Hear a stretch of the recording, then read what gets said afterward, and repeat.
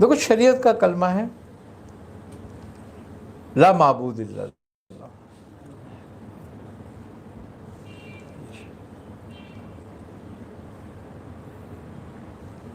یہ کلمہ شریعت کا ہے. اس کا اطلاق ہر خاص و عام پر ہوتا ہے، اور جو خاص و عام اس کو قبول کرتا ہے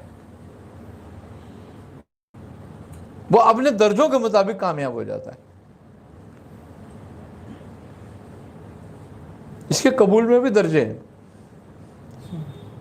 ہاں، وہ اپنے درجوں کے مطابق کامیاب ہو جاتا ہے، کوئی اس میں ناکام نہیں ہوتا، کوئی اس کا ناکام نہیں ہے. جس نے کہا لا معبود الا اللہ وہ کامیاب ہے اپنے اپنے مرتبے کے مطابق. یہ کلمہ شریعت اسی لیے کہلاتا ہے. اب لا مقصود الا اللہ، یہ اہل طریق ہے، ان کا مقصد دنیا میں نہیں رہتا. پھر ان کا مقصد اللہ ہو جاتا ہے. یہ کلمہ طریقت ہے. اور کلمہ معرفت ہے لا مطلوب الا اللہ. کیا وہ عشق کی آگ لگ چکی ہے اس کو، اب بس مطلوب اس کا وہی ہے. نہ دنیا رہی نہ آخرت رہی، نہ مال و اسباب رہا. وہ ایک شعر ہے نا کہ ہے شہادت ہی مطلوب و مقصود مومن، نہ مال غنیمت نہ کشور کشائی. یعنی کہ اس نے عشق کی تلوار سے، رضا کے خنجر سے قتل ہونا ہے بس. اور وہ اس لیے قتل نہیں ہو رہا کہ اس کو صلہ ملے گا اس کا بیگانہ دل کو. آئی نا سمجھ میں بات؟ یہ ہے کلمہ معرفت. اور کلمہ حقیقت یہ ہے کہ لا موجود الا اللہ، کہ اس کے سوا تو کوئی وجود ہی نہیں ہے. تو پھر تو کون ہے؟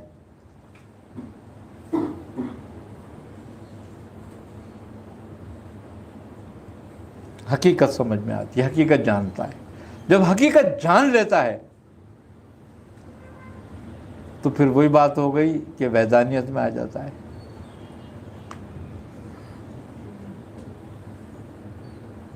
وہی مقام میں تو وہ کہتا ہے یا تو انا حق کہتا ہے، یا انا معظم شانی کہتا ہے، یا انا قادر کہتا ہے.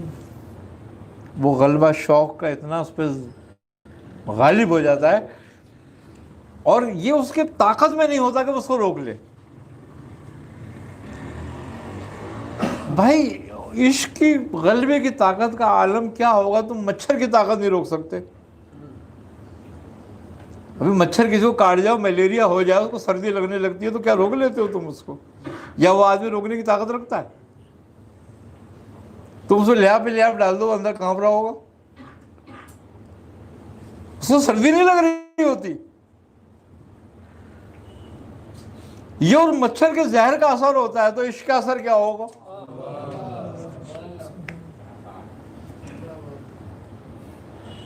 یہ اس کی مخلوق کہ ایک اتنے سے ڈنکا جس کا تمہیں نظر بھی نہیں آتا اور وہ مار دیتا ہے تو تم کانپنے لگتے ہو، پورا وجود تمہارا کانپنے لگتا ہے. تم کتنے ہی طاقتور کیوں نہ ہو، تم پورے ہلنے لگتے ہو.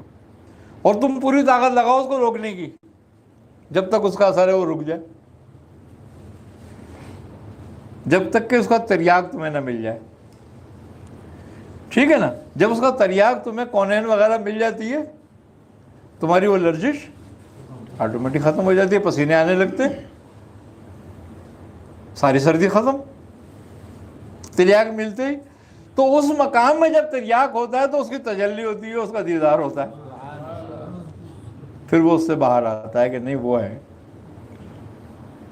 ورنہ وہ انا میں ہی رہتا ہے کہ میں ہوں. تو بات یہی ہے کہ تصوف جو ہے اگر دیکھا جائے تو یہ سارا سلسلہ ہم نے تو 2 حصوں میں تقسیم کر دیا ہے، اور وہ ہے یا تو تسبیح، عبادت، یا کتابیں، قولی یا فعلی. یہ اس سے اوپر ہے. سارا علم بھول کر اس پہ قدم رکھ، اور ساری عبادتوں کو چھوڑ کر اس عبادت پہ آ.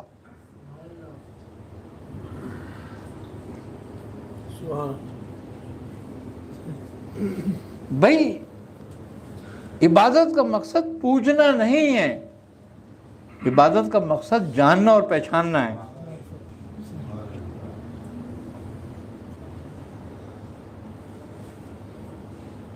اللہ عابدون تو یہ لوگوں کے لیے ہے.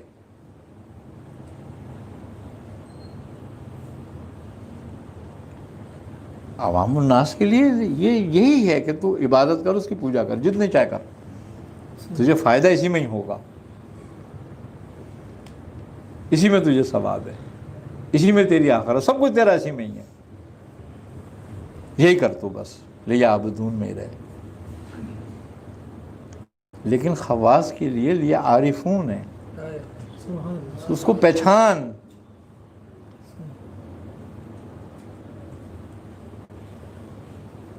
اس کو جان،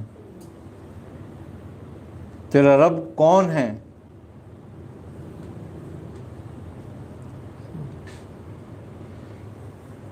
کیا ہے.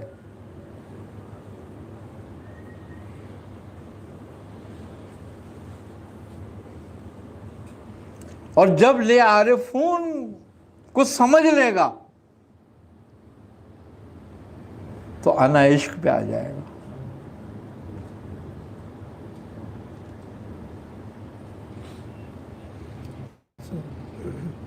پھر کہے گا میں ہی تو عاشق ہوں.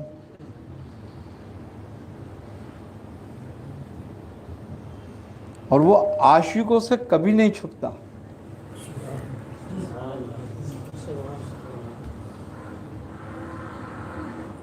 اور کائنات میں نعمت جو ہے یہی ہے، چاہے وہ دنیا میں ہو چاہے وہ آخرت میں ہو.